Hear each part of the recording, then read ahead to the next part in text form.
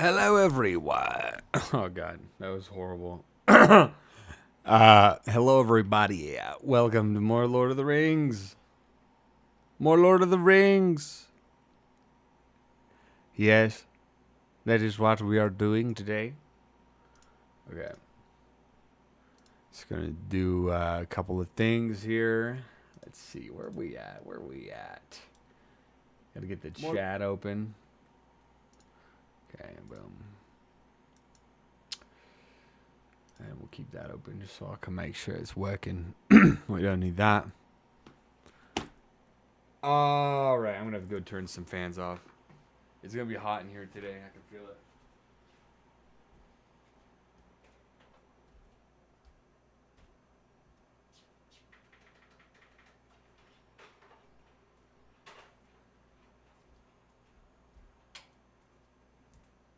Yeah, the AC's loud, isn't it?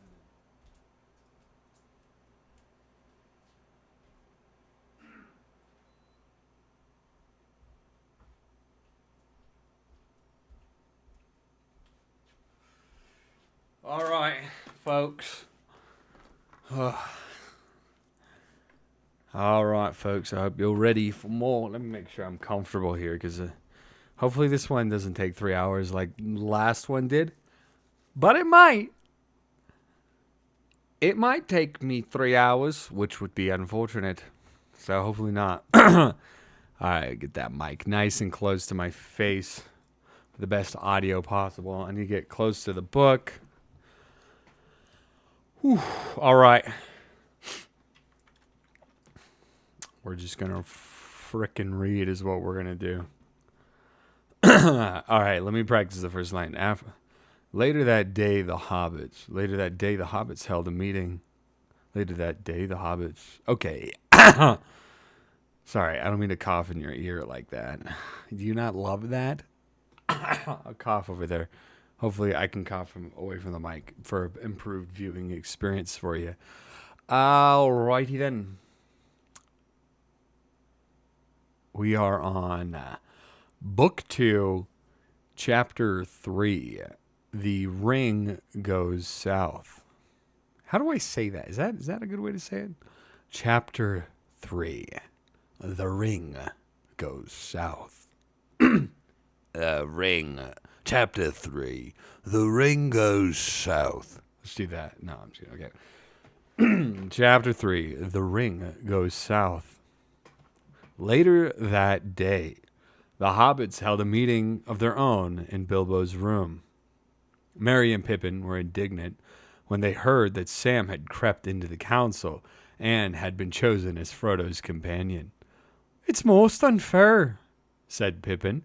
"Instead of throwing him out and clapping him in chains, Elrond goes and rewards him for his cheek." "Rewards?" said Frodo. "I can't imagine a more severe punishment. You are not thinking what you are saying, condemned to go on this hopeless journey.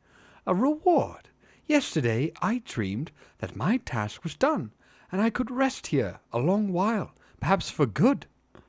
"I don't wonder," said Merry, "and I wish you could, but we are envying Sam, not you. If you have to go, then it will be a punishment for any of us to be left behind, even in Rivendell. We have come a long way with you, and have been through some stiff times. We want to go on." "That's what I mean," said Pippin. "We hobbits ought to stick together, and we will. I shall go unless they chain me up. There must be someone with intelligence in the party." Oh, itchy. Okay. Then you will certainly not be chosen, Peregrine Took," said Gandalf, looking in through the window, which was near to the ground. "But you are all worrying yourselves unnecessarily. Nothing's decided yet." "Nothing decided?" cried Pippin. "Then what were you all doing? You were shut up for hours." "Talking," said Bilbo. "There was a good deal of talk, and everyone had an eye-opener, even old Gandalf. I think Legolas's bit of news about Gollum caught even him on the hop, though he passed it off." "You were wrong," said Gandalf. "You were inattentive. I am Gandalf, Gandalf the Grey. Sorry, I have to get my voices right. You were wrong. There's like fucking all 5 voices right now. Thank God Sam hasn't said anything, but you know he will. Gandalf, yes, of course. You were wrong, said Gandalf. You were inattentive. I already heard it from Gwaihir. If you want to know, the only real eye-openers, as you put it, were you and Frodo, and I was the only one that was not surprised. Well, anyway, said Bilbo, nothing was decided beyond choosing poor old Frodo and Sam. No, not old. Nothing was decided beyond choosing Frodo. Nothing was decided beyond choosing Frodo and Sam. I was afraid at the time that it might come to that if I was let off. But if you ask me, Elrond will send out a fair number when the reports come in. Have they started yet, Gandalf? Yes, said the wizard. Some of the scouts. Yes, I am Gandalf. Yes, said the wizard. Some of the scouts have been sent out already. More will go tomorrow. Elrond is sending elves, and they will get in touch with the rangers, and maybe Thranduil's folk in Mirkwood. And Aragorn has gone with Elrond's sons. We shall have to scour the lands for many long leagues before any move is made. So cheer up, Frodo. You will probably make quite a long stay here. Oh, said Sam gloomily. We'll just wait long enough for winter to come. We'll just wait long enough for winter to come. That can't be helped, said Bilbo. It's your fault partly, Frodo, my lad. It's your fault partly, Frodo, my lad. Insisting on waiting for my birthday, a funny way of honouring it. I can't help thinking. Not the day I should have chosen for letting the SBs into Bag End, but there it is. You can't wait now until spring, and you can't go till the reports come back. When winter first begins to bite, the ironstones crack in the frosty night. When pools are black and trees are bare, 'tis evil in the wild to fare. But that, I am afraid, will be just your luck. I'm afraid it will, said Gandalf. We can't start until we have found out about the riders. I thought they were all destroyed in the flood, said Merry. You cannot destroy ringwraiths like that, said Gandalf. The power of the Master is in them, and they stand or fall by him. We hope they were all unhorsed and unmasked, and so made for a while less dangerous. But we must find out for certain. In the meantime, you should try and forget your troubles, Frodo. I do not know if I can do anything to help you, but I will whisper this in your ears. Someone said that intelligence would be needed in the party. He was right. I think I shall come with you. So great was Frodo's delight at this announcement that Gandalf left the windowsill where he had been sitting and took off his hat and bowed. I only said I think I shall come. Do not count on anything yet. In this matter, Elrond will have much to say, and your friend, the Strider.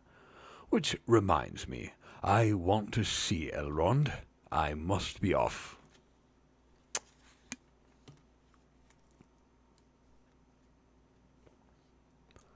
How long do you think I shall have here?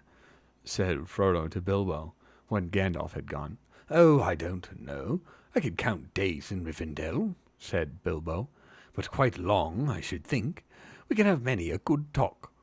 What about helping me with my book, and making a start on the next? Have you thought of an ending? Oh, yes, several, and all are dark and unpleasant, said Frodo. Oh, that won't do, said Bilbo. Books ought to have good endings. How would this do? And they all settle down and live together happily ever after. It will do well if it ever comes to that," said Frodo. "Oh," said Sam, "and where will they live? That's what I often wonder." For a while, the hobbits continued to talk and think of the past journey and of the perils that lay ahead, but such was the virtue of the land of Rivendell that soon all fear and anxiety was lifted from their minds. The future, good or ill, was not forgotten, but ceased to have any power over the present. Health and hope grew strong in them, and they were content with each good day as it came, taking pleasure in every meal and every word and song. So the days slipped away, as each morning dawned bright and fair, and each evening followed cool and clear. But autumn was waning fast. Slowly, the golden light faded into pale silver, and the lingering leaves fell from the naked trees. A wind began to blow chill from the misty mountains to the east. The hunter's moon waxed round in the night sky and put to flight all of the lesser stars. But lo, in the south one... Nope. Low in the south one... Oh, I just read that wrong, sorry. But lo, in the south one star shone red. Every night, as the moon waned again, it shone brighter and brighter. Frodo could see it from his window, deep in the heavens, burning like a watchful eye that glared above the trees on the brink of the valley. Drink time. I don't know if anyone's here, but we're making good progress. We're making good progress. The hobbits had been nearly 2 months in the house of Elrond, and November had gone by with the last shreds of autumn, and December was passing, when the scouts began to return. Some had gone north beyond the springs of the Horwell into the Enten moors, and others had gone west, and with the help of Aragorn and the rangers had searched the lands far down the Grey Flood, as far as Tharbad, where the old North Road crossed the river by a ruined town. "Hello, Annie. Welcome. Welcome." Many had gone east and south, and some of these had crossed the mountains and entered Mirkwood, while others had climbed the pass at the sources of the Gladden River and had come down into Wilderland and over the Gladden fields, and so, at length, had reached the old home of Radagast at Roscommon. Radagast was not... What is that? Roscommon? Roscommon. I don't know what that one is. Radagast was not there, and they had returned over the high pass that was called the Red Horn Gate. The sons of Elrond, Elladan, and Elrohir were the last to return. They had made a great journey, passing down the Silver Lode into a strange country, but of their errand they would not speak to any save to Elrond. In no region had the messengers discovered any signs or tidings of the riders or other servants of the enemy. Even from the eagles of the Misty Mountains, they had learned no fresh news. Nothing had been seen or heard of Gollum, but the wild wolves were still gathering and were hunting again far up the great river.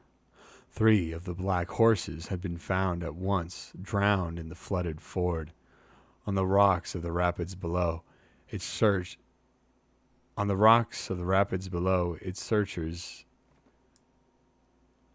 That is not a correctly made sentence. It searchers. On the rocks of the rapids below, it searchers discovered the bodies of 5 more. It searchers. Have you heard of the it searchers? Yes, they are quite magical creatures. They are the it. They are in, if you know what I mean. They are with it. They are the it searchers. Okay. Let's try it. Let's just read that sentence as it is, because I don't really know. Maybe it's supposed to be below the searchers discovered. Whatever. Searchers is. He made it so, yes. Whatever Tolkien says is correct. It's true. On the rocks of the rapids below, searchers, discovered the bodies of 5 more. And also a long black cloak, slashed and tattered. Of the riders, no other trace was to be seen, and nowhere was their presence to be felt. It seemed that they had vanished from the north. 8 out of the 9 are accounted for, at least, said Gandalf. It is rash to be too sure yet. Yet I think we may hope now that the ring wraiths are scattered, and have been obliged to return as best they could to their master in Mordor, empty and shameless. If that is so, it will be some time before they could begin the hunt again. Of course, the enemy has other servants, but they will have to journey all the way to the borders of Rivendell before they can pick up our trail, and if we are careful, that will be hard to find. But we must delay no longer. Elrond summoned the hobbits to him. He looked gravely at Frodo. The time has come, he said. If the ring is to set out, it must go soon. But those who go with it must not count on their errand being aided by war or force. They must pass into the domain of the enemy far from aid. Do you still hold to your word, Frodo, that you will be the ring-bearer? I do. Frodo. Yeah. Gandalf, Samwise Gamgee. I do, said Frodo. I will go with Sam. Then I cannot help you much, not even with counsel, said Elrond. I can foresee very little of your road, and how your task... Did I do an accent for that first paragraph for Elrond? For some reason, I'm not sure if I did. I think I did. But I'm like, what if I didn't? I might not have. I can't rewind, so I don't know what I did. I can foresee very little of your road, and how your task is to be achieved I do not know. The shadow has crept now to the feet of the mountain, and draws nigh even to the borders of the grey flood, and under the shadow all is dark to me. I did? Okay, good. You will meet many foes, some open and some disguised, and you may find friends upon your way when you least look for it. I will send out messages, such as I can contrive, to those whom I know in the wide world, but so perilous are the lands now become that some may well miscarry, or come no quicker than you yourself. And I will choose your companions to go with you. Oh, no. And I will choose you companions to go with you as far as they will or fortune allows. The number must be few, since your hope is in speed and secrecy, and I a host of elves in armor of the elder days. It would avail little, save to arouse the power of Mordor. The company of the ring shall be 9, and the 9 walkers shall be set against the 9 riders that are evil. With you and your faithful servant Gandalf will go, for this shall be his great task, and maybe the end of his labors. And maybe for you... Oh, okay, sorry.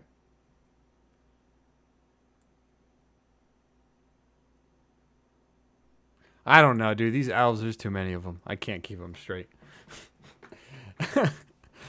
What was I saying? I think I read that sentence wrong. With you and your faithful servant, Gandalf will go, for this shall be his great task, and maybe the end of his labors. For the rest, they shall represent the other free peoples of the world, elves, dwarves, and men. Legolas shall be for the elves, and Gimli, son of Glowing, for the dwarves. They are willing to go at least to the passes of the mountains, and maybe beyond. For men you shall have Aragorn, son of Arathorn, for the ring of Isildur concerns him closely. We got Legolas and Gimli. New name of the book, Too Many Elves. Too many elves! This is different than the movie, because the movie they had the council, and like, you'll have my axe, and my bow, and my staff. It was this corny scene, and now we get it, because of course Tolkien would not write such a corny scene, other than, he would write a corny scene of Frodo and Sam tenderly holding hands, probably, but not of the Fellowship coming together. No, it's just Elrond being like, okay, you get this guy, and you get this guy, and this guy, and you'll have this guy too. Okay, well, that's it. Good luck. See you later. This is completely different than I expected.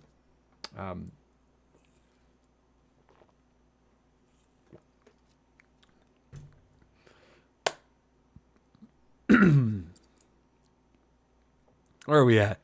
Strider, cried Frodo. Yes, I am Elrond, and I sound like this. Yes, he said with a smile. I ask leave once again to be your companion. Oh, wait, no, that's Strider. Is Strider here? I didn't know Strider was here. Okay, this is 100% the tenderly hold. Yeah, right? So this is Strider talking. Strider sounds like, yes, he sounds like noble and cool, but like a little different, Like maybe a little more of a, like a this. But of course, he'll have an accent. Yes, he said with a smile. I shall. I ask leave once again to be your companion, Frodo. I ask leave. No, that's not it. Yes, he said with a smile. I ask leave once again to be your companion, Frodo. I would have begged you to come, said Frodo. Only I thought you were going to Minas Tirith with Boromir.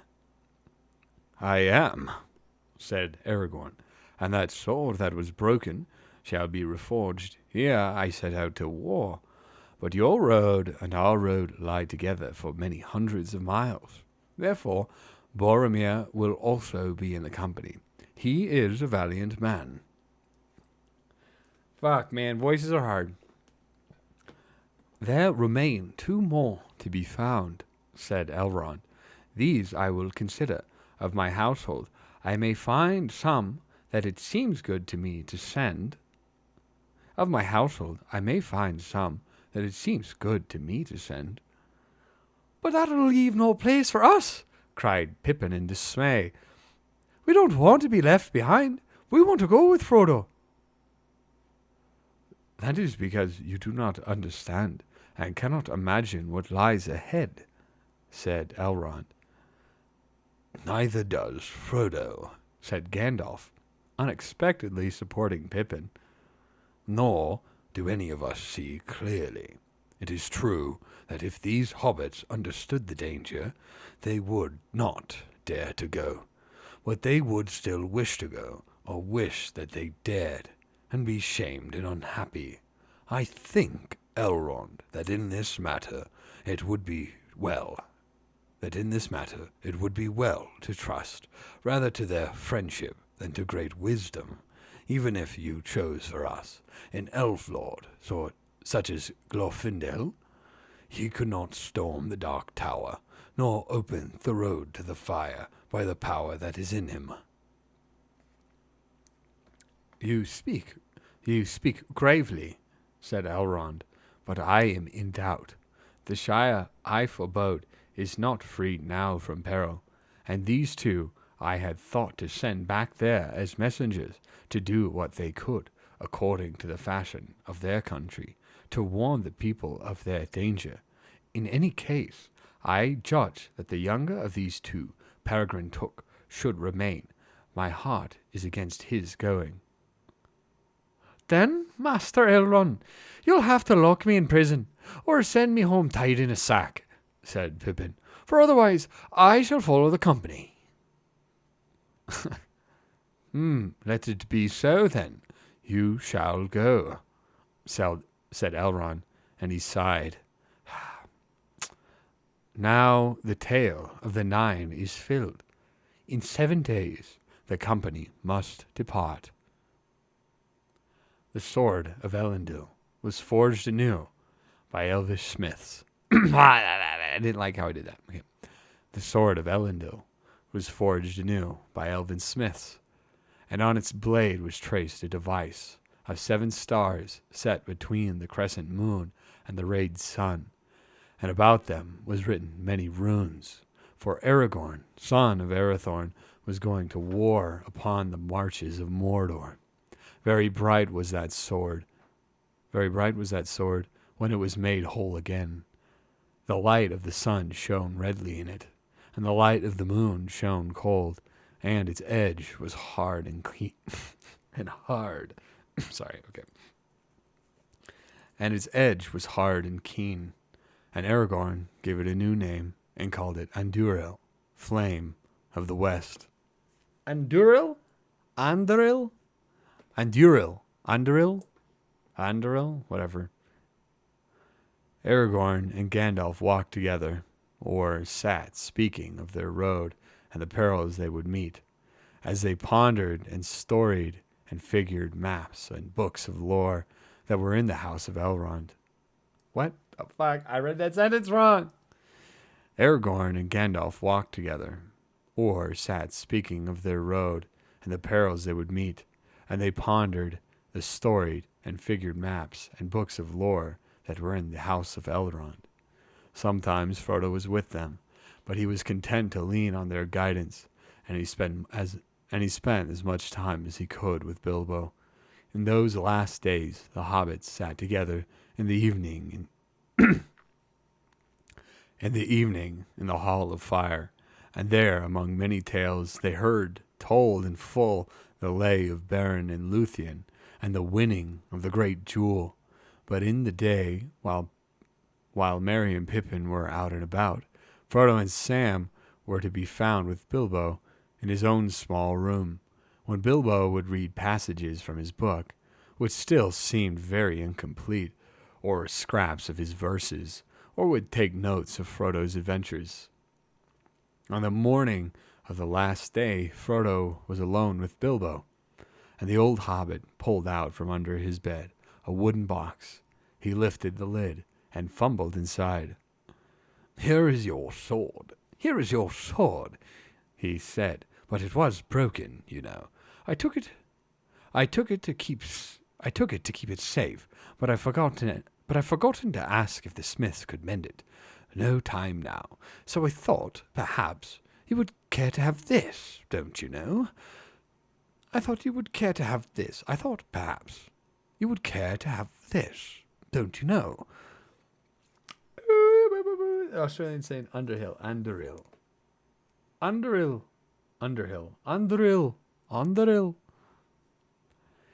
He took from the box a small sword in an old, shabby leathern scabbard.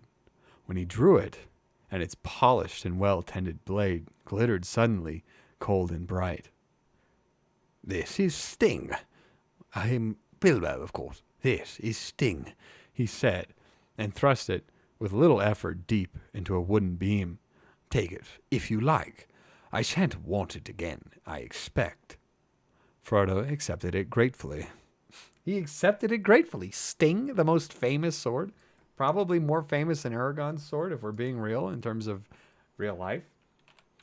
Lord of the Rings. I went to one of the weddings I DJ'd. They had a little Sting, like, knife, and they cut a cake with it. Because everyone knows Sting. Okay, Sting's famous. It was in 2 books, not just one, you know. And he's like, oh, yeah, I'll take it. Frodo's like, oh, okay, sure, yeah. Sure, yeah, I'll take it. Why not? Frodo accepted it gratefully. Also, there is this, said Bilbo, bringing out a parcel which seemed to be rather heavy for its size. He unwound several folds of old cloth and held up a small shirt of mail. It was close woven of many rings, and supple almost as linen, cold as ice, and harder than steel. It shone like moonlit silver, and was studded with white gems. Ooh.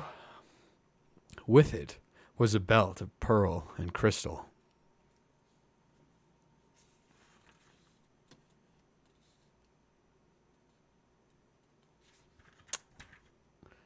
We got the mithril. Mithril. Sting at a wedding sounds like the musician.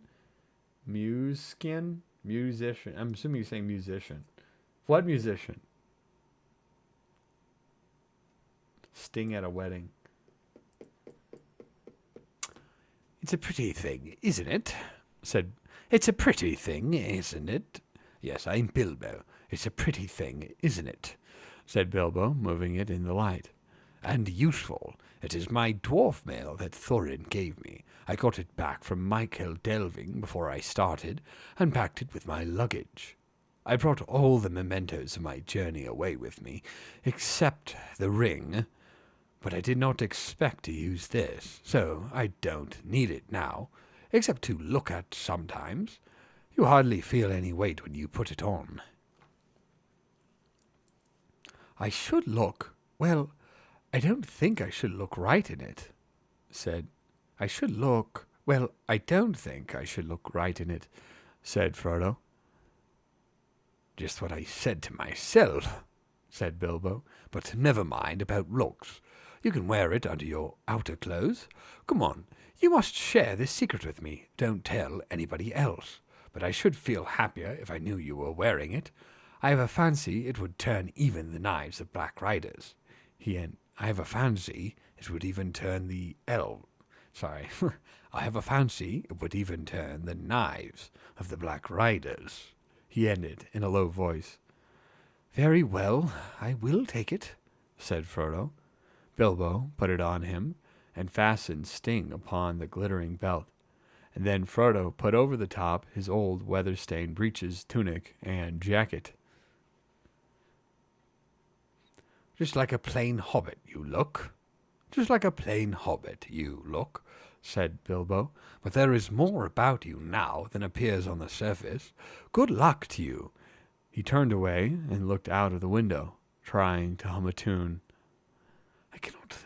I cannot thank you as I should, Bilbo, for this, and for all your past kindnesses, said Frodo. Don't try, said the old hobbit, turning round and slapping him on the back. Ow, he cried. You are too Oh, this is okay. Sting at a wedding. Oh, sing at a wedding. Sing at a wedding. Sting at a... I still don't get what you're saying. I'm sorry.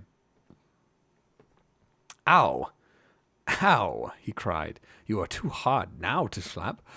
But there you are. Hobbits must stick together, especially the Bagginses. All I ask in return, take as much care of yourself as you can, and bring back all the news that you can, and any old songs and tales you can come by. I will do my best to finish my book before you return. I should like to write a second book, if I am spared. He broke off and turned to the window again, singing softly.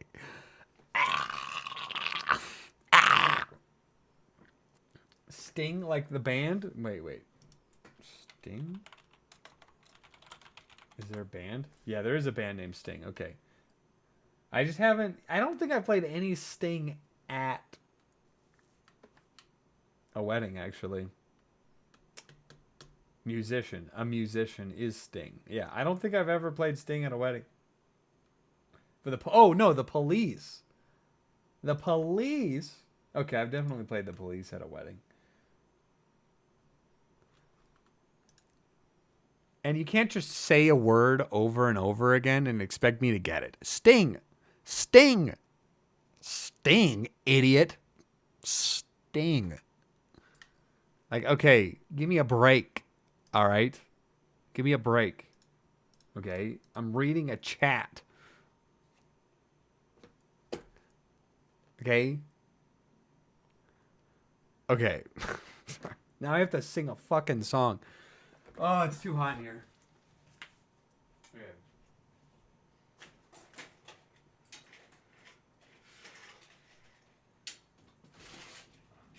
The sun hasn't even set yet.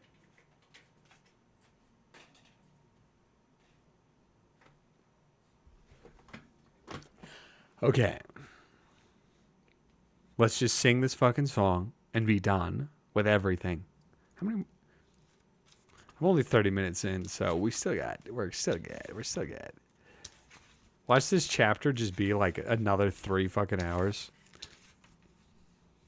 Okay, that's a lot. But we're only a half an hour in, so we're doing good. I do have to sing, yeah. I sit beside the fire and think of all that I have seen, of meadow flowers and butterflies in summers that have been, of yellow leaves and gossamer in autumns that there were, with morning mist and silver sun and wind upon my hair. I sit beside the fire and think of how the world will be when winter comes without a spring that I shall ever see. For still there are so many things that I have never seen. In every wood, in every spring, there is a different green. I sit beside the fire and think of people long ago, of people who will see a world that I shall never know. But all the while I sit and think of times there were before. I listen for returning feet and voices at the door. Bilbo! Thanks, Bilbo, for always singing, just like every other character in this book.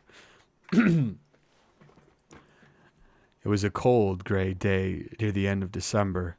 The east wind was streaming through the bare branches of the trees and seething in the dark pines on the hills. Ragged clouds were hurrying overhead, dark and low. As the cheerless shadows of the early evening began to fall, the company made ready to set out.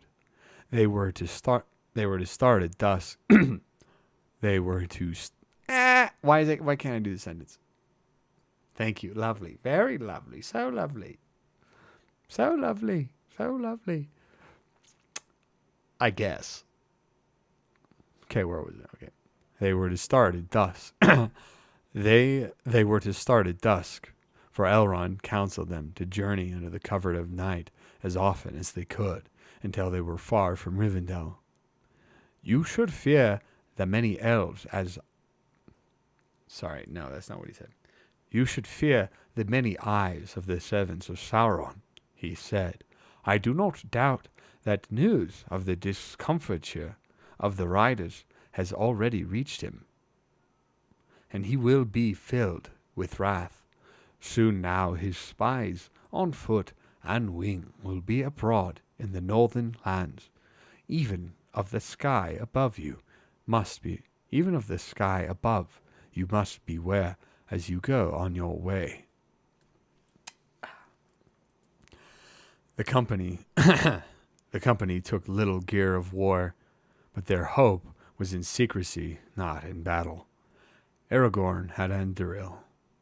What is Underhill? Anduril? Aragorn had Anduril, but no other weapon, and he went forth clad only in rusted green and brown, as a ranger of the wilderness. Boromir had a long sword, in fashion like Anduril,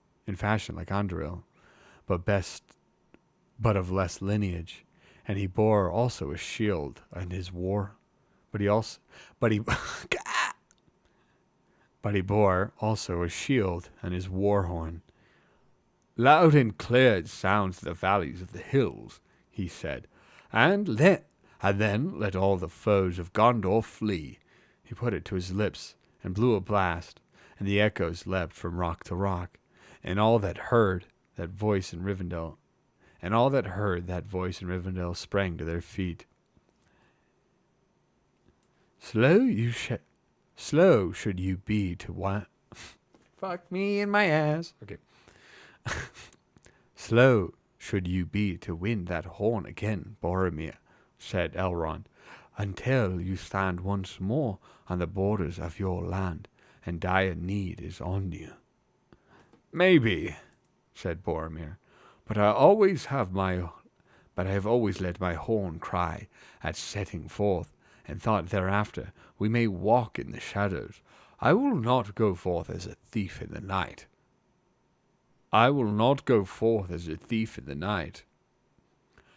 Gimli, the dwarf, alone wore openly a short shirt of steel rings. For dwarves make light of burdens, and in his belt was a broad-bladed axe. Legolas had a bow and a quiver, and at his belt... I don't know if you can hear that, but that is the sound of a car.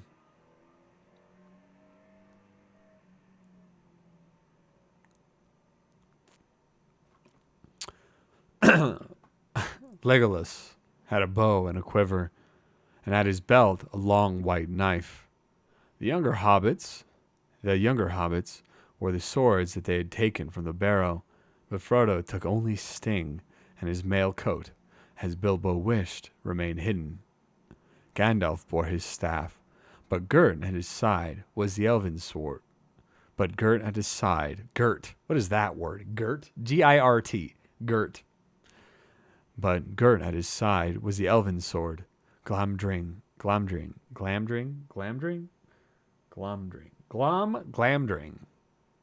Glorfindel, Glamdring. Okay, was the elven sword, Glamdring, the mate of Orcist, that lay now upon the breast of Thorin under the lonely mountain. The mate of Orcrist, that now... Fuck me, why can't I do sentences? I was doing so good, and then I lost it. Ugh. I don't know why it's so hard to focus. I'm completely fucked right now, financially, and life is stressful, and I can't. I'm just stressed as fuck. Yeah, so that's my little insight into the life of Will there, real randomly in the middle of nowhere. I'm very stressed out. I'm just trying to focus on reading this damn book. The mate of Orcrist that lay now upon the breast of Thorin under the lonely mountain. All were well furnished by Elrond with thick, warm clothes, and they had jackets and cloaks lined with fur. Spare food and clothes and blankets and other needs were laden on a pony, none other than the poor beast that they had brought from Bree. Hey! I forgot his name. What do we call him? I can't remember. Spare food, yeah. Spare food and clothes and blankets and other needs were laden on a pony, none other than the poor beast that they had brought from Bree. What did we call him? I can't remember what we called him. But we like that pony. It's a good pony. Hi, Bunny. Hello. Welcome to the Lord of the Rings Read Aloud. We're trying to read books here without... I can't make it through sentences properly. Oh, thank you for joining. Okay, let's see, where was I? Pony from Bree, our favorite pony. I can't remember what he was, but we like this pony. It's a good pony.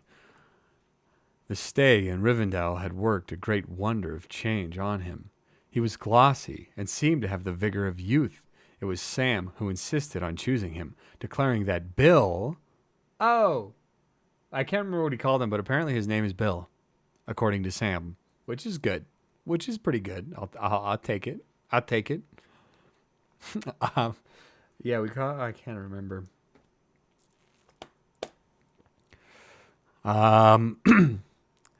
Sam, who had insisted on choosing him, declaring that Bill, as he called him, would pine if he did not come. That animal could nearly talk, he said, and would talk if he stayed here much longer. He gave me a look as plain as Mr. Pippin could speak it. If you don't let me go with you, Sam, I'll follow you on my own. So Bill was going as the beast of burden. Yet he was the only member of the company that did not seem depressed. Yeah. The name we came up with was better than Bill, but I don't remember what it was.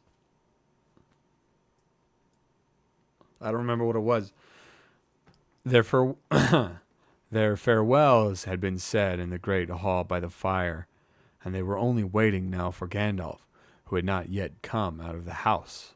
A gleam of firelight came from the open doors, and soft lights were glowing in the many windows. Bilbo, huddled in a cloak, stood silent on the doorstep beside Frodo.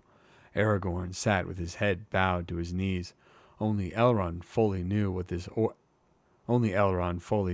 hour meant to him. The others could be seen as gray shapes in the darkness. Sam was standing by the pony, sucking his teeth and staring moodily into the gloom where the river roared stonily below. His desire for adventure was at its lowest ebb.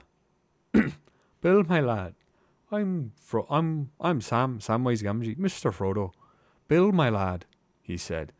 There's another one from Sam. You oughtn't to have to look up with us. You oughtn't to have to look up with us.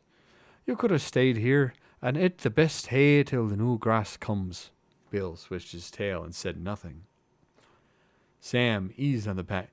Weirdly, Sam, who's supposed to be like just a simple working guy, he's not super like, knowledgeably oriented or whatever, is the hardest to read because he's got all these weird sentences and horrible conjunction, is that the term? It's Sam eased the pack on his shoulders and went over anxiously in his mind all the things that he had stowed in it, wondering if he had forgotten anything. His chief treasure, his cooking gear, and the little box of salt that he always carried and refilled when he could. A good supply of pipeweed, but not near enough, I'll warrant. Oh my God. He said, I'll warrant. These are the thoughts of Tolkien. Tolkien said, I'll warrant. I will warrant. That's Tolkien right there. Tolkien likes pipeweed. I wonder if he hit some of the doobie himself. I don't know if that probably wasn't a big thing in the 50s, but maybe secretly.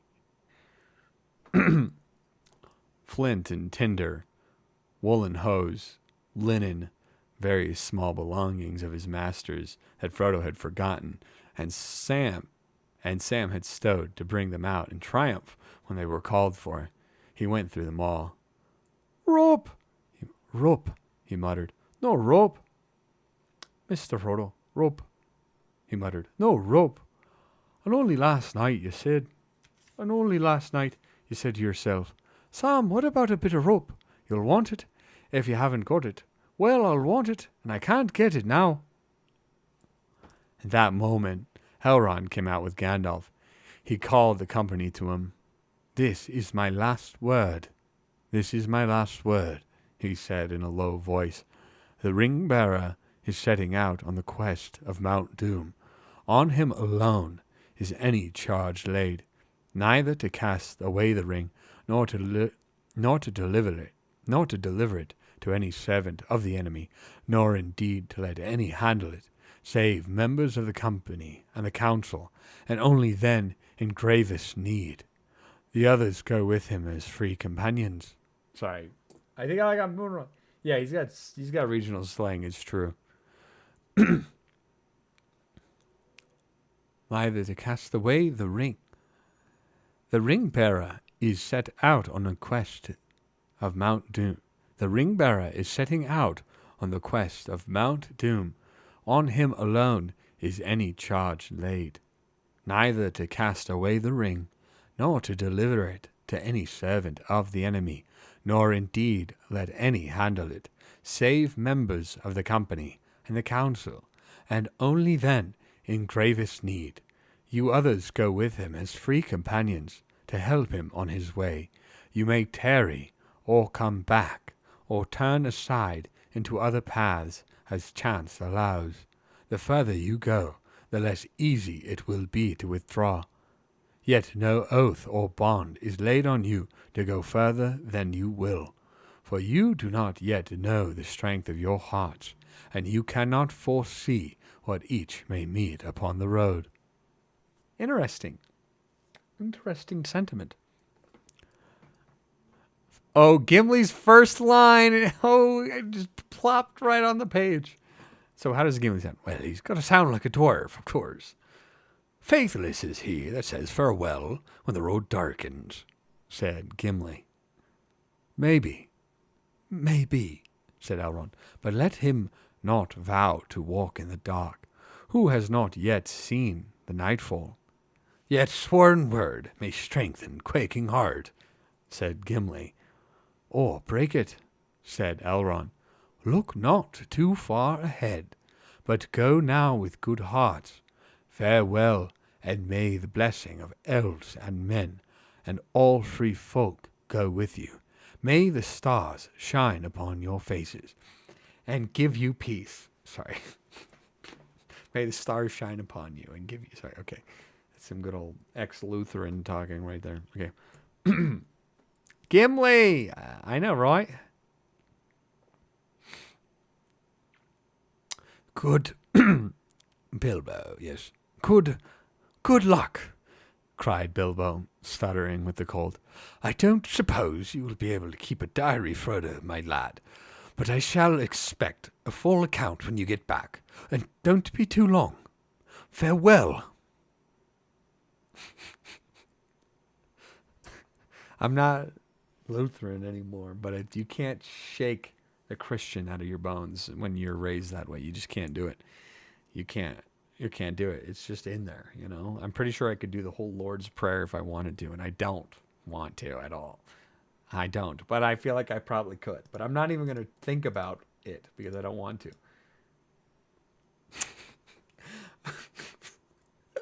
May the stars shine upon you. Okay. Okay, we're going to move on from this subject. Many others of Elrond's household stood in the shadows and watched them go, bidding them farewell with soft voices. There was no laughter, no song or music. At last they turned away and faded silently into the dusk. The old Lutheran. They crossed the bridge.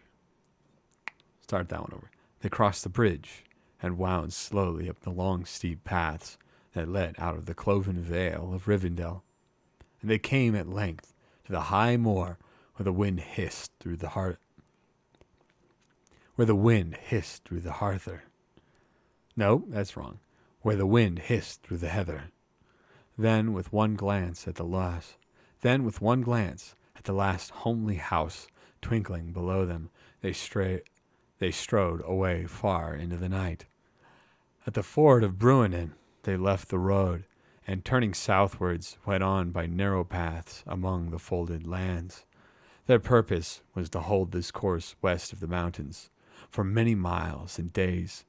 The country was much rougher and more barren than in the green vale of the great river in Wilderland, and on the other side of the range, and their going would be slow, but they hoped in this way to escape. They hoped in this way to escape the notice of unfriendly eyes. The spies of Sauron had hitherto seldom been seen in this empty country, and the paths were little known except to the people of Rivendell.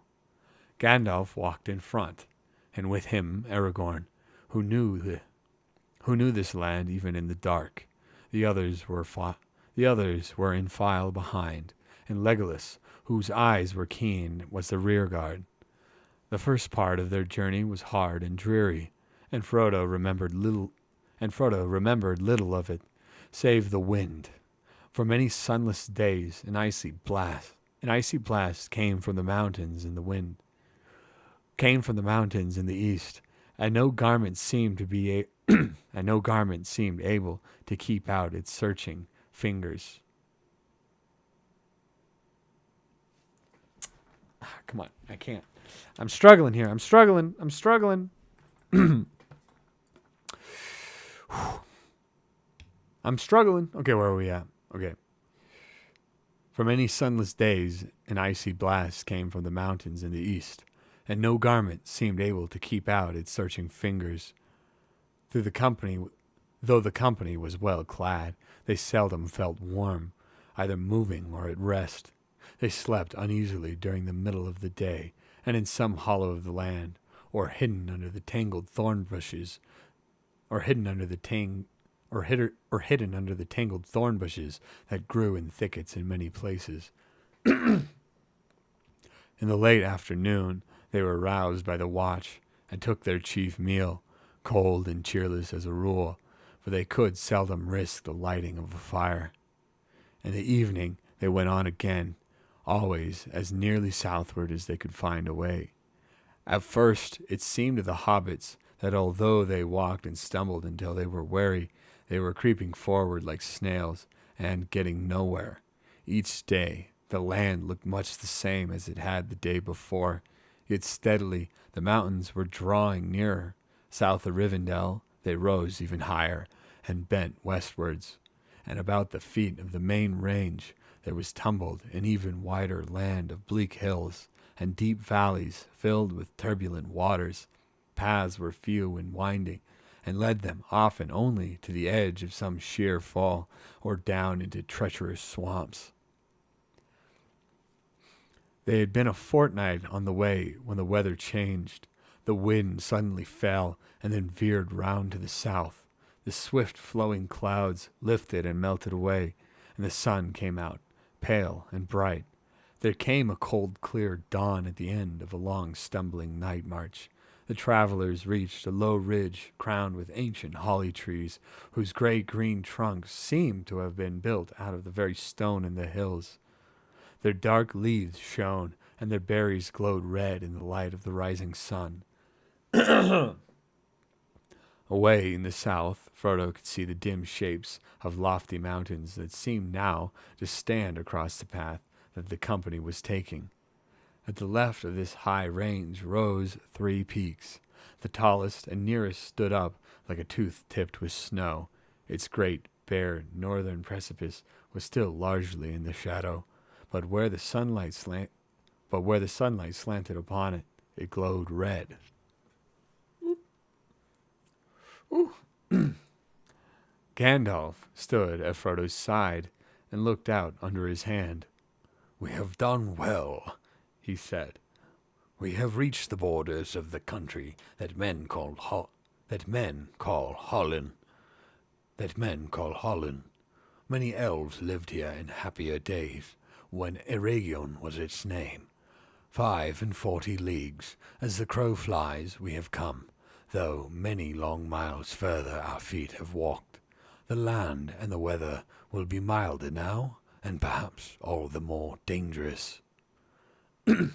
"Dangerous or not, a real sunrise is a mighty welcome," said Frodo, throwing back his hood and letting the morning light fall upon his face.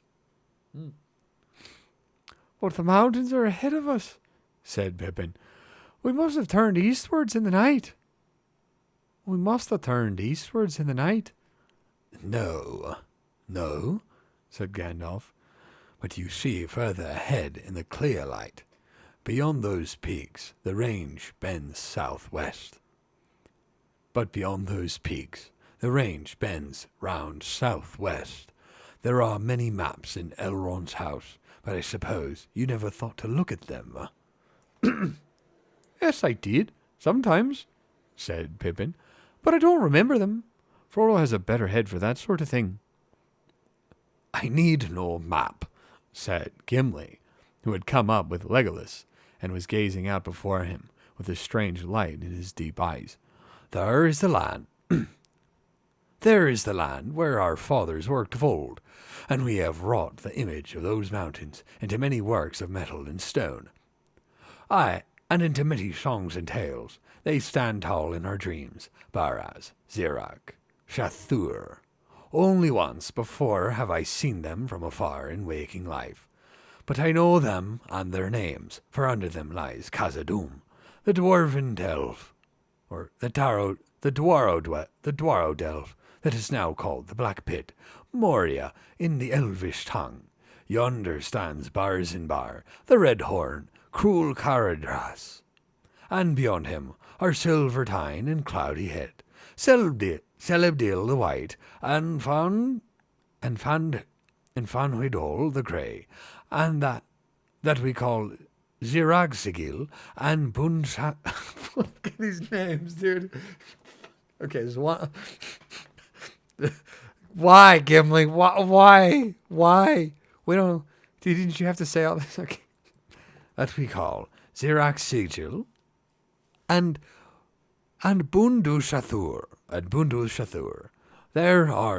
There the misty mountains divide, and between their arms lies the deep-shadowed valley that we cannot forget, Azanul Bizar, the Dimril Dale, which the elves call Nandu-Hirion. Which the elves call Nandu-Hirion. Why is it Gimli? Why do you get it? Why? He says so many things. So many names. It is for the Dimril Dale that we are making, said Gandalf. If we climb the pass that is called the Red Horn Gate, under the far side of Caradhras, we shall come down by the Dimril Stair into the deep vale of the dwarves. There lies the Mirrormere. There lies the Mirrormere, and there the river Silverlode rises in its icy springs. Dark is the water of Keled Zaram, said Gimli, and cold are the springs of Kibil Nala. My heart trembles at the thought that I may see them soon. Frickin' Gimli. Frickin' Gimli, mate.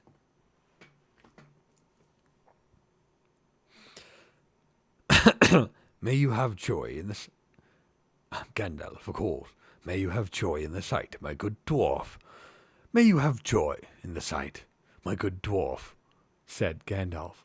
But whatever you may do, we at least cannot stay in that valley. We must go down the Silverlode into the secret woods, and so to the great river, and then... He paused. Yes, And where then? Asked Merry. To the end of the journey. In the end, said Gandalf. We cannot look too far ahead. Let us be glad that the first stage is safely over. I think we will rest here, not only today, but tonight as well. There is a wholesome air about Holland. Much evil must befall the country before it wholly forgets the elves, and if once they dwelled there.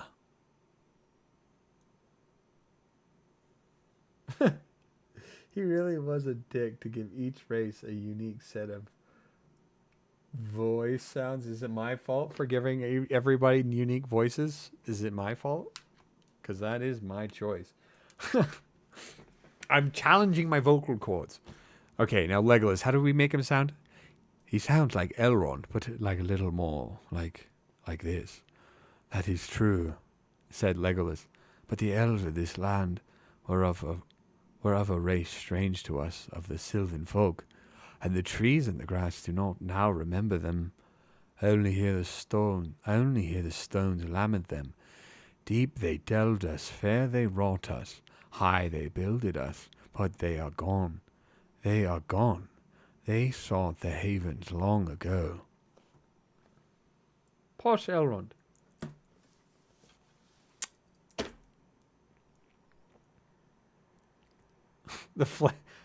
That is true, said Legolas. But the elves of this land were of a race strange to us, of only the Sylvan folk. No, okay, sorry. I'm not. No. That morning they lit a fire in a deep hollow, shrouded by great bushes of holly, and their supper breakfast was merrier than it had been since they set out. They did not hurry to bed afterwards, for they expected to have all the night to sleep in, and they did not mean to go on again until the evening of the next day. Only Aragorn was silent and restless. After a while he left the company and wandered onto the ridge. There he stood in the shadow of a tree, looking out southwards and westwards, with his head posed as if he was listening.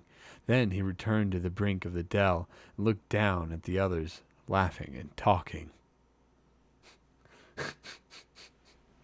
At least you guys had a laugh at that one. Okay.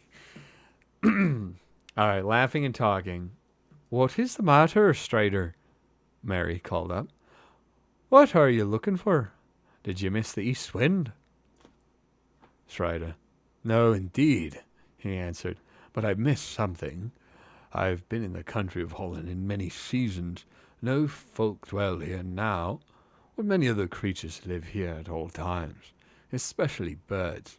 Yet now all things but you are silent. I could feel it. There's no sound for miles about. There's no sound for miles about us, and your voices seem to make the ground echo. I do not understand it." Gandalf looked up with sudden interest. "But what do you guess is the reason?" he asked. Is there more in it than surprise at seeing 4 hobbits, not to mention the rest of us, where people are so seldom seen or heard?" "I hope that is it," answered Aragorn, "but I have a sense of watchfulness or of fear, and I have never had here before. But I have a sense of watchfulness and of fear, and I have never had here before." Then we must be careful, said Gandalf. "If you bring a ranger with you, it is well to pay attention to him, especially if that ranger is Aragorn. We must stop talking aloud, rest quietly, and set the watch." It was Sam's turn that day to take the first watch, but Aragorn joined him. The others fell asleep. Then the silence grew until even Sam felt it. The breathing of the sleepers could be plainly heard. The swish of the pony's tail and the occasional movements of his feet became loud noises. Sam could hear his own joints creaking if he stirred. Dead silence was around him, and over all hung a clear blue sky as the sun rode up from the east. Away in the south, a dark patch appeared and grew and drove north like flying smoke in the wind. "What's that, Strider?" "Pone." "Oh, Pone? Do you remember? Pone. It's Bill the Pone. We got Bill the Pone. We got Pone the Bill. We got Bill. Who's the Pone? Good old Pone Bill. Pone Bill. That's a good pawn, isn't it? Bill's a good pawn. That's for sure. We gotta say it in Sam's voice, with marbles in the mouth. Bill's a good pawn, you know. I oughtn't to have Bill carry all my stuff, yeah. Bill pawn. Pawn Bill. That's a good pawn, Bill. What's that, Strider? You don't look like a cloud, said Sam. What's that, Strider? I don't look like a cloud, said Sam in a whisper to Aragorn. He made no answer. He was gazing intently at the sky, but before long Sam could see for himself what was approaching. Flocks of birds, flying at great speed, were wheeling and circling, and traversing all the land as if they were searching for something, and they were steadily drawing nearer. Oh, I remember this part of the movie. We remember this part in the movie. Lie flat and still. Aragorn, lie flat and still, hissed Aragorn, pulling Sam down into the shade of a holly bush. For a whole regiment of birds had broken away suddenly from the main host and came flying low straight towards the ridge. Sam thought they were a kind of crow of large size, as they passed overhead in so dense a throng that their shadow followed them darkly over the ground. followed them darkly over the ground below. One harsh croak was heard. Not until they had not until they had dwindled into the distance, north and west, and the sky was again clear, would Aragorn rise. Then he sprang up and went to wake. Then he sprang up and went and wakened Gandalf. I'm Strider. Regiments of black crows are flying all over the land, between the mountains and the grey flood, he said, and they have passed over Holland. They are not natives here. They are Crebain, out of Fangorn and Dunland. I do not know what they are about. Possibly there is some trouble away south from which they are fleeing. But I think they are spying out the land. I have also glimpsed many hawks flying up into the sky. I think we ought to move again this evening. Holland is no longer wholesome for us. It is being watched. And in that case, so is the Red Horn Gate, said Gandalf. And how we can get over that without being seen, I cannot imagine. But we will think of what we must. As for moving as soon as it is dark, I am afraid that you are right. Luckily our fire made little smoke, and had burned low before the Crebain came, said Aragorn. It must be put out and not lit again. Well, if that isn't a plague and a nuisance, said Pippin. The news, no fire, and a move again by night, had been broken to him. Said Pippin. The news, no fire, and a move again by night, had been broken to him as soon as he woke in the late afternoon. All because a pack of crows? All because of a pack of crows. I look forward to a real good meal tonight. Something hot. Well, you could go on looking forward, said Gandalf. There may be many unexpected feasts ahead of you. There may be many unexpected feasts ahead for you. For myself, I should like a pipe to smoke in comfort, and warmer feet. However, we are certain of one thing, at any rate. It will get warmer as we go south. Too warm, I shouldn't wonder, muttered Sam to Frodo. But I'm beginning to think it's time we got a sight of that fiery mountain, and saw the end of the road, so to speak. I thought at first that this here Redhorn, or whatever its name is, it might be it, till Gimli spoke his piece. A fair jawcracker dwarf language must be. Maps conveyed nothing to Sam's mind, and all distances in these strange lands seemed so vast, he was quite out of his reckoning. Pun, Bill! We got the pun! All that day the company remained in hiding. The dark birds passed over now and again, but as the westering sun grew red, they disappeared southwards. At dusk the company set out, and turning now half east, they steered their course towards Caradhras.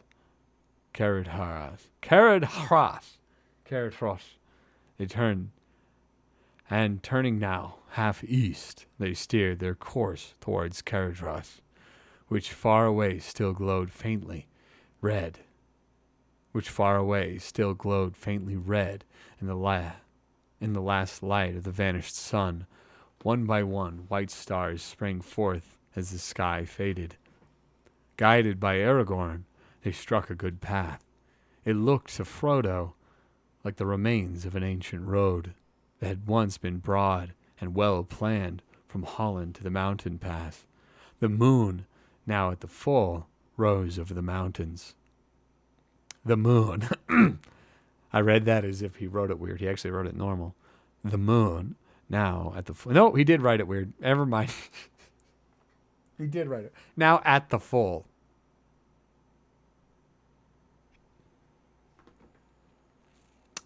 Where am I at? Okay. The moon, now at the full, rose over the mountains and cast a pale light in which the shadows of the stones were black. Many of them looked to have been worked by hands, though now they lay tumbled and ruinous in a bleak, barren land. It was the cold, chill hour before the first stir of dawn, and the moon was low. Frodo looked up at the sky. Suddenly he saw, or felt, a shadow pass over the high stars, as if for a moment they faded and then flashed out again. He shivered. Did you see anything over that pass? Did you see anything pass over? He whispered to Gandalf, who was just ahead. No, but I felt it, whatever it was, he answered. It may be nothing, only a wisp of thin cloud. It was moving fast then, muttered Aragorn, and not with the wind. He would never write it normal. You're right. Nothing further happened that night. The next morning dawned even brighter than before, but the air was chill again. Already the wind was turning back towards the east. For 2 more nights they marched on, climbing steadily but ever more slowly as their road wound up into the hills, and the mountains towered up, nearer and nearer. On the 3rd morning, Caradhras rose before them, a mighty peak, tipped with snow like silver, but with sheer naked sides, dull red as if stained with blood. Mouth get wet. There was a black look in the sky, and the sun was wan. The sun was wan. Was wan. And the sun was wan. What does that fucking mean? Is it setting? Well, the sun was wan. The sun was wan. I don't know what that means. Whatever. Okay. Oh, shit. Oh, God. Okay. There was a black look in the sky, and the sun was wan. The wind had gone now round to the northeast. Gandalf snuffed the air and looked back. Winter deepens behind us, he said quietly to Aragorn. The heights away north are whiter than they were. Snow is lying far down their shoulders. Tonight we shall be on our way, high up towards the Red Horn Gate. We may well be seen by watchers on that narrow path, and waylaid by some evil, but the weather may prove a more deadly enemy than any.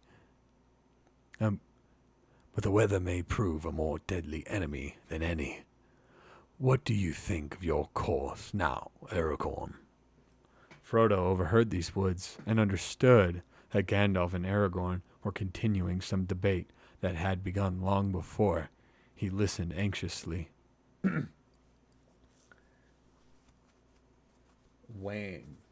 Yeah. I don't know. It must be like it's set, like it's gone kind of thing. Like it's all the way down, maybe. I don't know. I think no good of our course from beginning to end, as you know well, Gandalf, answered Aragorn, and perils known and unknown will grow as we go on. But we must go on, and it is no good our delaying the passage of the mountains. Further south there are no passes, till one comes to the Gap of Rohan. I do not trust that way, since your news of Saruman. Who knows which side now the marshals of the horse lords serve? Who knows indeed, said Gandalf, but there is another way, and not by the pass of Caradhras, the dark and secret way that we have spoken of. But let us not speak of it again. Not yet. Say nothing to the others, I beg, not until it is plain that there is no other way. We must decide before we go further, answered Gandalf. Then let us weigh the matter in our minds, while the others rest in sleep, said Aragorn. Moria! It's Moria that they're talking about. Moria. The mines of Moria. Should I do that voice for Gimli? The mines of Moria. Because he gets really upset. a mine. Okay, sorry. In the late afternoon, while the others were finishing their breakfast, Gandalf and Aragorn went aside together and stood looking at Caradhras. Caradhras. Its sides were now dark and sullen, and its head was in a gray cloud. Frodo watched them, wondering which way the debate would go. When they returned to the company, Gandalf spoke, and then he knew that it had been decided to face the weather and the high pass. He was relieved. He could not guess what was the other dark and secret way, but the very mention of it had seemed to fill Aragorn with dismay, and Frodo was glad that it had been abandoned. The mine. I am Gimli, yes. I am Gimli. The mine. No, I gotta do this voice because I can't use it for anyone else other than a dwarf. And there's like one dwarf who sticks around for the whole book, and it's Gimli. And I want to use this voice because it's a good voice. The mine. Okay.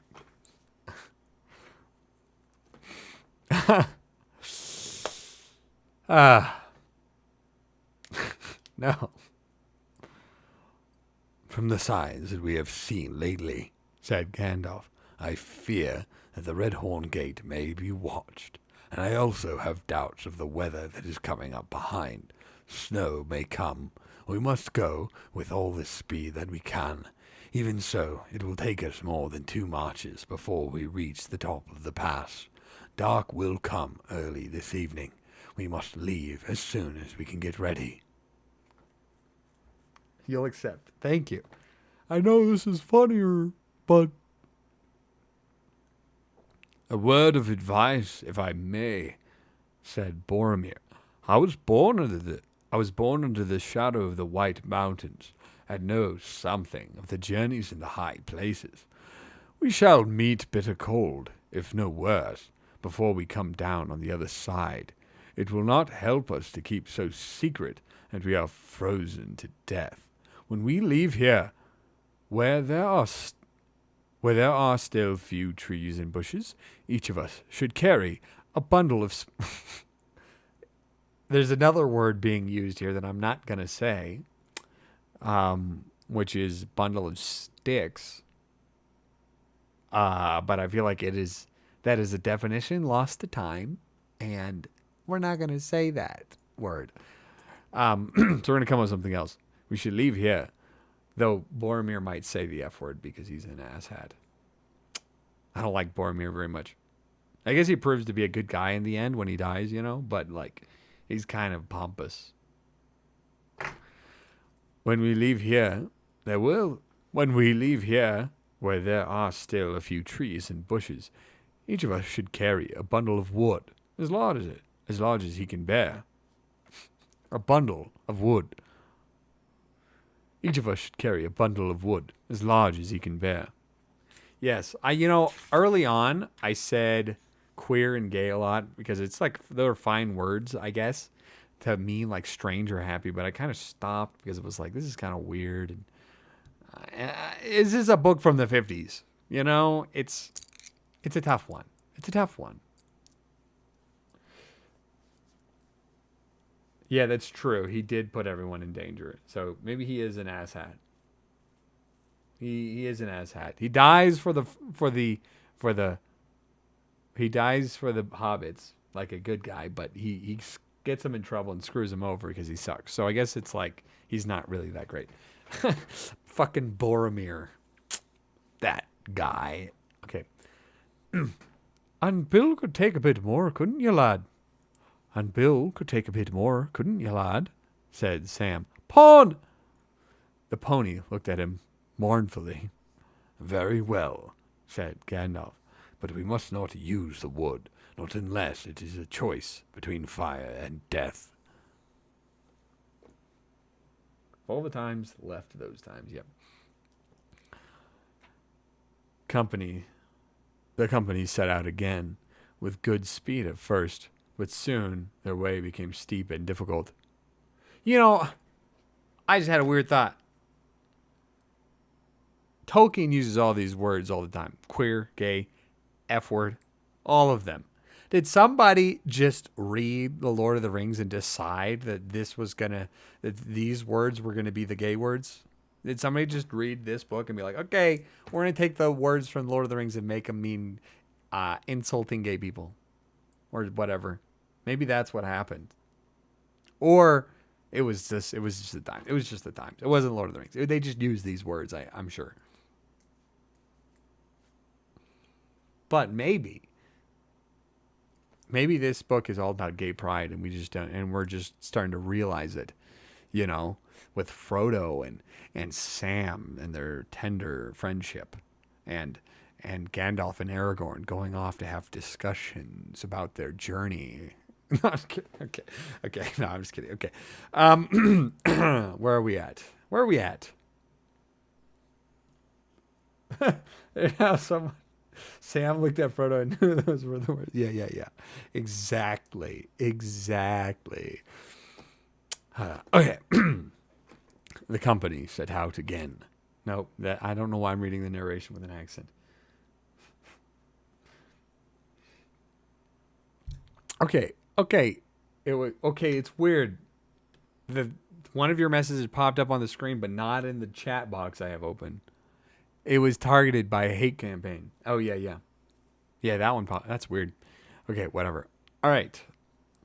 The company set out again, with good speed at first, but soon their way became steep and difficult, and twisting and climbing. The twisting and climbing road had, in many places, almost disappeared, and was blocked with many fallen stones. The night grew deadly dark under great clouds. A bitter wind swirled among the rocks. By midnight, they had climbed the knees of the great mountains. The narrow path now wound under a sheer wall of cliffs to the left, above which the grim flanks of Caradhras towered up, invisible in the gloom. On the right was a gulf of darkness, where the land fell suddenly into a deep ravine. Laboriously, they climbed up a sharp slope and halted for a moment at the top. Frodo felt a soft touch on his face.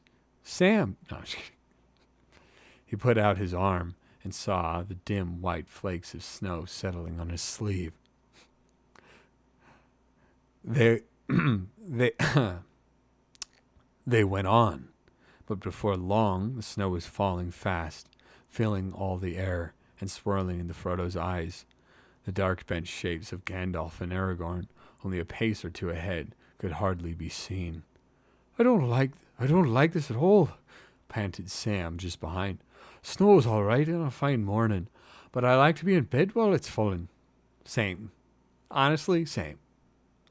I wish this lot would go off to Hobbiton. Folk might welcome it here.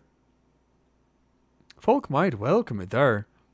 Except on the high moors of the North Farthing, a heavy fall was rare in the Shire, and was regarded as a pleasant evening, and was regarded as a pleasant event and a chance for fun.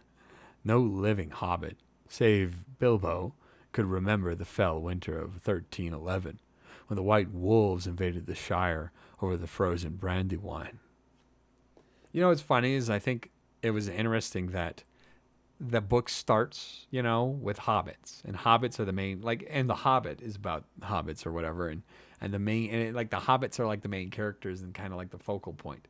But it's kind of like they're like us, they have just a nice little home where things are just fine and dandy and weird little cultural things, and they're just like, oh, geez, those Saxville Bagginses, and they love the snow. It snows, and they're like, oh, we get to go play in the snow. And it's just like, it's relatable to us living in society safely and comfortably, mostly, except for the fact that I can't afford to live and I'm completely fucked. But, I have a nice bed that I get to sleep in every evening. I don't have to go weather the snow, So that is an interesting thing and a great plan. It's, even though we aren't hobbits, it's kind of like the most relatable group of people in this whole dang thing. Now, the humans aren't even that relatable. Okay, sorry. All right, where were we? Where were we?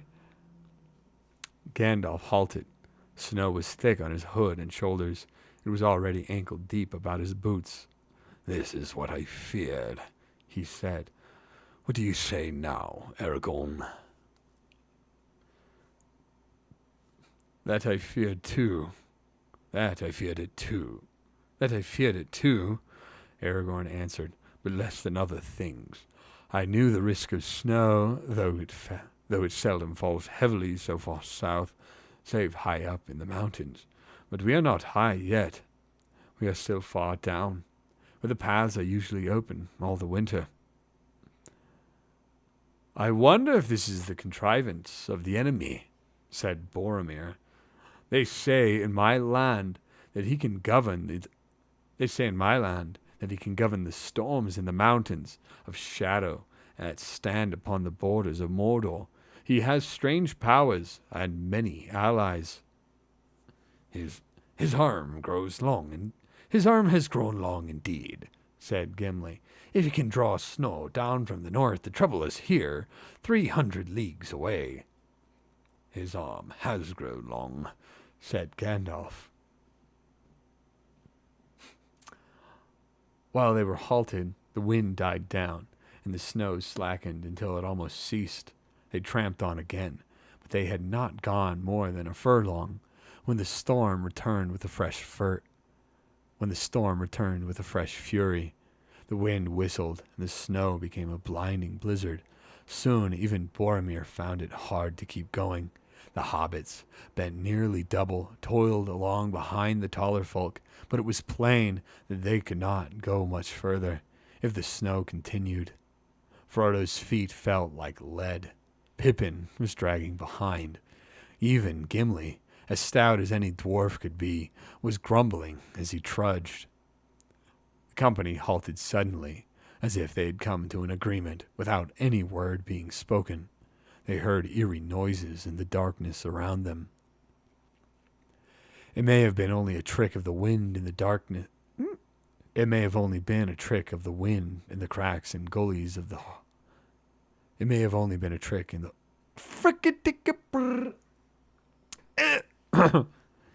It may have only been... Sorry, okay. It may have only been a trick of the wind in the cracks and gullies of the rock.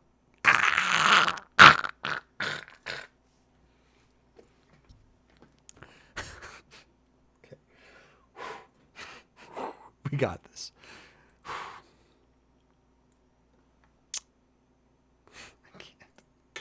Okay. It may have only been a trick of the wind in the cracks and gullies of the rocky wall, but the sounds were those of shrill cries and wild howls of laughter. Stones began to fall from the mountainside, whistling over their heads or crashing on the path beside them. Every now and again they heard a dull rumble as a great boulder rolled down from hidden heights above. Good voice. Better sounds. Here, let's do this. Let's do the sound effects.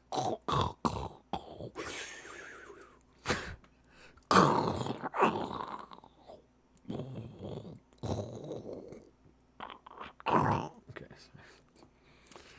Every now and again, they heard a dull rumble as a great boulder rolled down from the hidden heights above. We cannot go further tonight, said Boromir. Let those call it the wind who will. Let those call it the wind who will. There are fell voices on the air, and these stones are aimed at us. I do call it the wind. No. I do call it the wind. I do call it the wind, said Aragorn. But that does not make what you say untrue. There are many evil and unfriendly things in the world that have little love for those that go on with two legs, and yet are not in league with Sauron, but have purposes of their own. Some have been in this world longer than I. Oh, I do call it the wind, said Aragorn, but that does not make what you say untrue. There are many evil and unfriendly things in the world that have little love for those that go on 2 legs, and yet are not in league with Sauron, but have purposes of their own. Some have been in this world longer than he. Caradras was called the Cruel, and had an ill name, said Gimli, long years ago, when rumour of Sauron had not been heard in these lands. It matters little who the enemy is, if we cannot beat off his attack. Wrong sentence. It matters little who the enemy is. It matters little who is the enemy, if we cannot beat off his attack, said Gandalf. But what can we do? Cried Pippin miserably. He was leaning on Merry and Frodo, and he was shivering. Either stop where we are, or go back, said Gandalf. It is no good going on. Only a little higher. If I remember rightly, this path leaves the cliff. And runs into a wide shallow trough at the bottom of a long, hard slope. We would have no shelter there from snow or stones or anything else. And it is no good going back while this storm holds, said Aragorn. We have passed no place on the way up that offered more shelter than this cliff wall we are under now. Shelter, muttered Sam. If this is shelter, then one wall and no roof make a house. Shelter, muttered Sam. If this is shelter, then one wall and no roof make a house. Hobbits! The company now gathered together as close to the cliff as they could. It faced southwards, and near the bottom it leaned out a little, so that they hoped it would give them some protection from the northerly wind and from the falling stones. But eddying blasts swirled round them from every side, and the snow flowed down in ever denser clouds. They huddled together with their backs to the wall. Bill the pony. You mean Bill the Pone? Bill the Pone. I want to say Bill the Pone, but I can't keep a straight face whenever I say it. Bill the Pone stood patiently but dejectedly in front of the hobbits and screened them a little, but before long the drifting snow was above his hocks, and it went on mounting. If they had no larger companions, the hobbits would soon have been entirely buried. A great sleepiness came over Frodo. He felt himself sinking fast into a warm and hazy dream. He thought a fire was heating his toes, and out of the shadows on the other side of the hearth he heard Bilbo's voice speaking. I don't think much of your diary, he said. Snowstorms on January the 12th. There was no need to come back to report that. But I wanted to rest and sleep, Bilbo, Frodo answered with an effort when he felt himself shaken, and he came back painfully to wakefulness. Boromir had lifted him off the ground out of a nest of snow. Pon Bill! Don't scream, Pon Bill. You can make it. This will be the death of the halflings, Gandalf, said Boromir. It is useless to sit here until the snow goes over our heads. We must do something to save ourselves.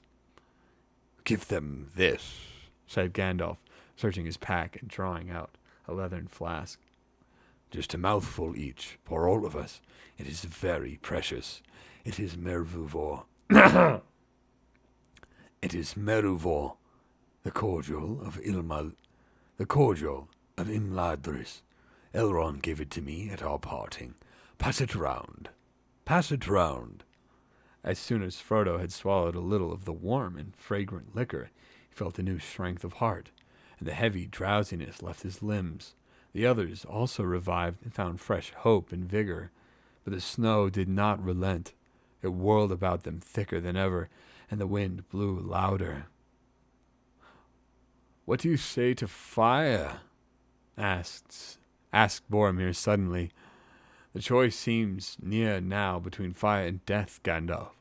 Doubtless we shall be hidden from all unfriendly eyes when the snow has covered us, but that will not help us." "You may make a fire, if you can," answered Gandalf. "If there are any watchers that can endure this storm, then they can see us, fire or no." But though they had brought wood and kindlings by the advice of Boromir, it passed the skill of elf or even dwarf to strike a flame that would hold amid the swirling wind or catch in the wet fuel. At last, reluctantly, Gandalf himself took a hand, picking up a bundle of sticks. He held it aloft for a moment, and then, with a word of command, "Nar on Edda." Okay, let's prank. Nar on Edraith Amen.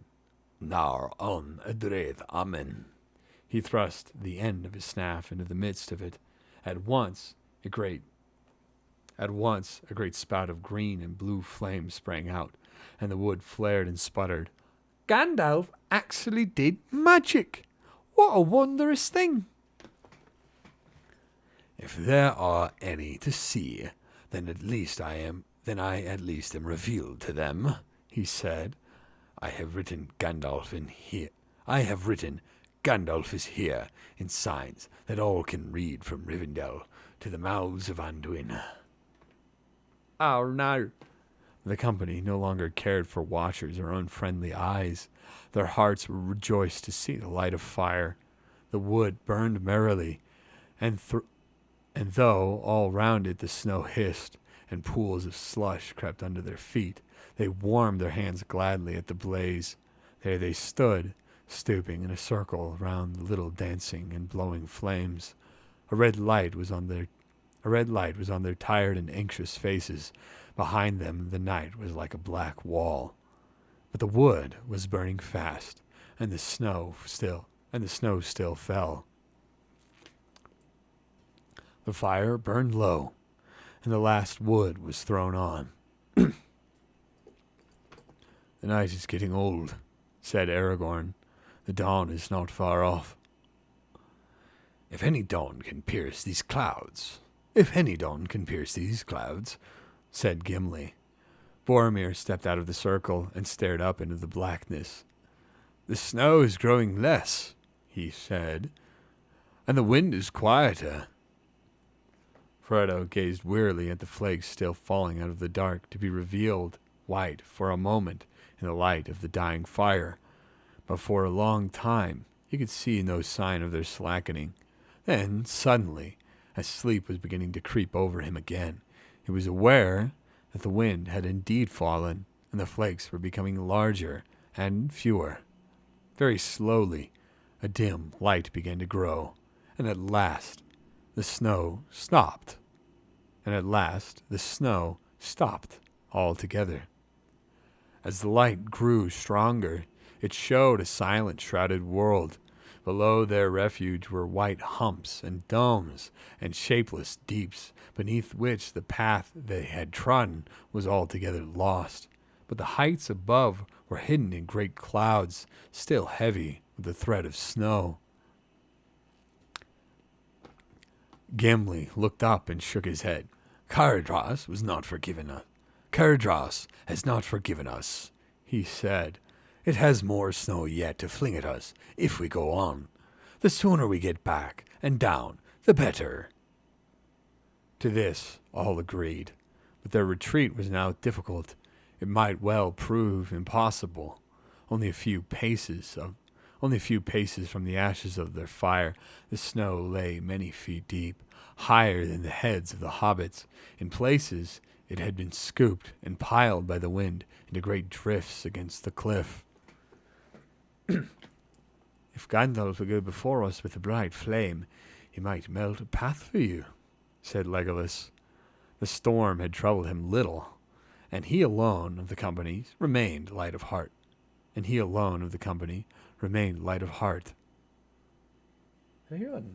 Knocking? I don't think I did. I heard something. That was weird.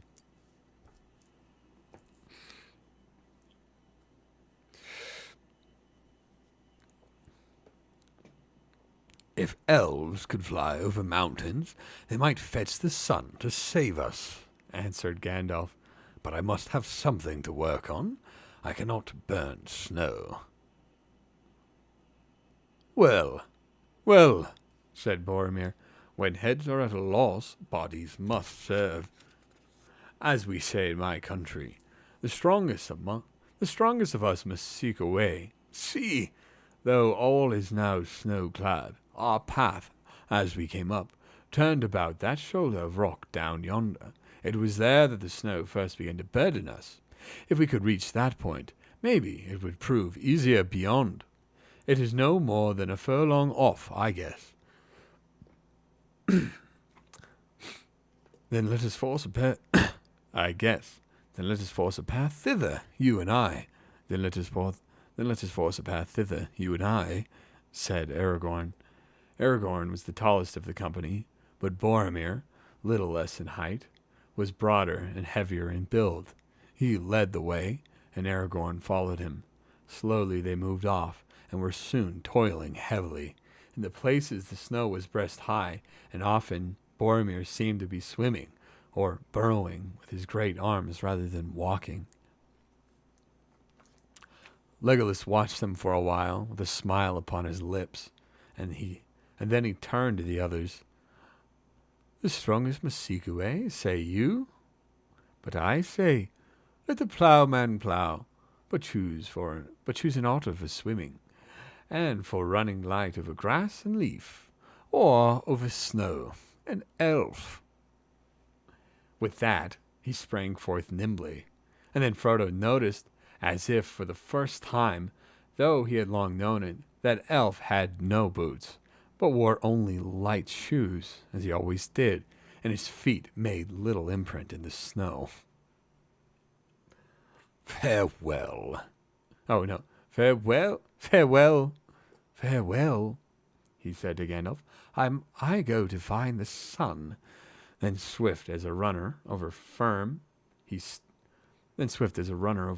sand, he shot away, and quickly overtaking the toiling men, with a wave of his hand he passed them, and sped into the distance, and vanished round the rocky turn. That pompous bastard! Farewell, he said.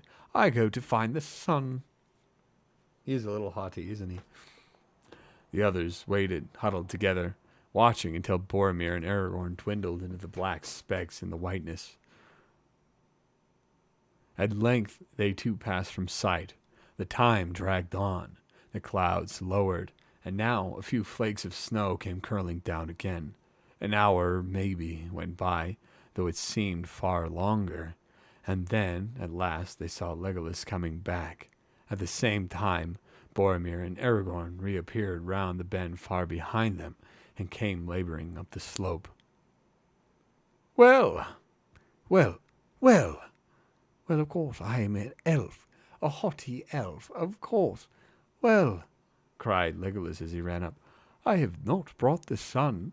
She is walking in the blue fields of the south, and a little wreath of snow on this red-horn hillock troubles her not at all. But I have brought back a gleam of good hope for those who are doomed to go on feet. There is the greatest windrift of all just beyond the turn, and there are strong men were almost buried.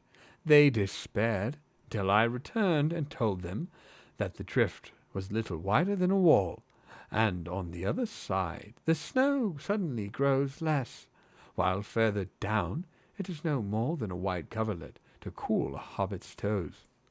Damn, dude, he's poetic. And pompous. It is as I said. Growled Gimli. It was no ordinary storm. It is the ill will of Cardras. He does not love elves and dwarves. And that drift was laid to cut off our escape. But happily your Caradhras has forgotten that you have men with you, said Boromir, who came up at that moment. And doughty men, too, if I may say it, though lesser men with spades might have served you better. Still, we have thrust a lane through the drift, and for that all here may be grateful who cannot run as light as elves. But how are we to get down there, even if you have cut through the drift? Said Pippin, voicing the thought of all the hobbits. Have hope, said Boromir. I'm weary, but I still have some strength left, and Aragorn too. We will bear the little folk. The others will no doubt make shift to tread the path behind us. Come, Master Peregrine, I will begin with you. He lifted up the hobbit. Cling to my back. I shall need the arms, he said, and strode forward. Aragorn with Merry came behind. Pippin marveled at his strength, seeing the passage that he had already forced with no other tool than his great limbs. Even now, burdened as he was, he was widening the track for those who followed, thrusting the snow aside as he went. They came at last to the great drift. It was flung across the mountain path like a sheer and sudden wall, and its crest sharp as if shaped with knives, reared up more than twice the height of Boromir. But through the middle a passage had been beaten, rising and falling like a bridge. On the far side, Merry and Pippin were set down, and there they waited with Legolas for the rest of the company to arrive. After a while, Boromir returned carrying Sam. Behind the narrow but well-trodden track came Gandalf, leading Bill with Gimli perched among the baggage.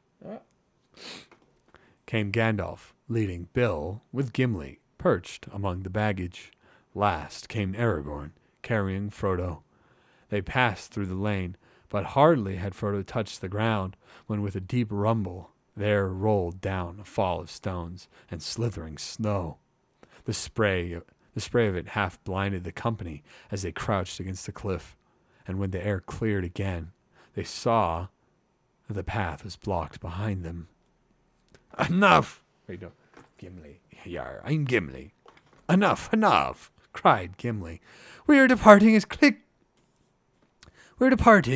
quickly as we may. And indeed, that last stroke of malice of the mountain seemed to be expended, as if Caradhras was satisfied that the invaders had been beaten off and would not dare to return. The threat of snow lifted, the clouds began to break, and the light grew broader. As Legolas had reported, they found that the snow became okay. So I thought their path to escape was cut off, but no, the path to go back on the mountain was cut off. So they can't follow that path at all, I guess. As Legolas had reported, they found that the snow became steadily more shallow as they went down, so that even the hobbits could trudge along. Soon they all stood once more on the flat shelf at the head of the steep slope, where they had felt the first flakes of snow the night before. The morning was now far advanced. From the high place they looked back westwards over the lower lands. Far away in the tumble of country that lay at the foot of the mountain was the dell from which they had started to climb the pass. Frodo's eggs hatched. Frodo's eggs hatched at that moment. Okay. Frodo's legs ached. He was chilled to the bone and hungry, and his head was dizzy as he thought of the long and painful march downhill. Black specks swam before his eyes. He rubbed them, but the black specks remained. In the distance below him, but still high above the lower foothills, dark dots were circling in the air. The birds again. Aragorn. Why is Aragorn so hard for me? I don't know why. Strider. The birds again, said Aragorn, pointing down. That cannot be helped now, said Gandalf. Whether they are good or evil, or have nothing to do with us at all, we must go down at once. Not even the knees of Caradras will wait for another nightfall.